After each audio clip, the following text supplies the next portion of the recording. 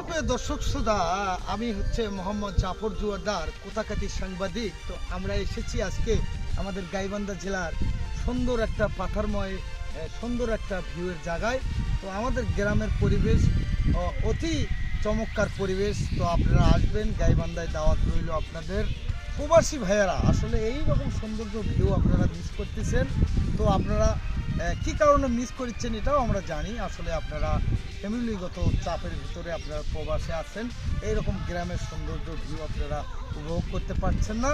অবশ্যই ইনশাল্লাহ আপনারা প্রবাস থেকে আসে এই গ্রামের সৌন্দর্য আবহাওয়া আপনাদের শরীরে লাগাবেন, এটাই আপনাদের কাছে আশাপ্রাপ্ত। আর আপনারা প্রবাসে গেছেন, আমার বাংলাদেশের মানুষের প্লাস পয়েন্ট।